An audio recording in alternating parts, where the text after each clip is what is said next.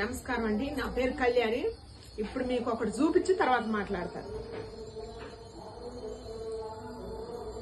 ఆమె తప్పులని మా డాడీ ఒప్పుకోవచ్చు కదా, బయటకు వచ్చి ఆమె ఇలా చేస్తుంది అలా చేస్తుంది. ఆయన స్కిన్ ఆయన సేవ్ చేసుకోవడానికి పిల్లలుగా మమ్మల్ని కూడా ఇది చేయడం కరెక్ట్ కాదు కదా. అవన్నీ నేను తెలుసు. దువ్వాడి సీనన్నా నీకే చెప్పేది. నీ బిడ్డ చూడు ఎట్ట బాధపడుతుందో. ఆ దివ్యల మాదిరి కోసం నువ్వు ఇద్దరు బిడ్డల్ని, భార్యని, ఇల్లు, సంసారం, నీ రాజకీయ భవిష్యత్తు కూడా పడంగా పెట్టి నీ ఎంజాయ్మెంట్ నువ్వు చూసుకున్నావు. నీ బిడ్డ వయసుకొచ్చిన ఆడపిల్ల ఎంత బాధపడుతుందో చూడు. ఆమె నుంచి బయటికి రావటానికి నువ్వెందుకు బాధపడుతున్నావు?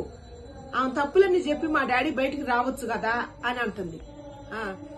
ఒకవేళ ఆయన బయటికి రాకపోతే మీకు ఏమైనా నష్టమా అని అడిగితే, మరి మేము ఎక్కడికన్నా వెళ్ళినా కూడా ఫలాన్ని దువ్వాడి సీన్ గారు వీళ్ళ నానంట ఫలానా వేసుకొని పోయినరంట అని అంటారు, మాకు బాధ అవుతుంది అని నీ బిడ్డ చెప్పుకొని బాధపడుతుంది. సీనన్న ఎందుకు ఈ లంగా పనులు, ఆ లంగాలన్నీ వేసుకొని తిరగటం అవసరమా?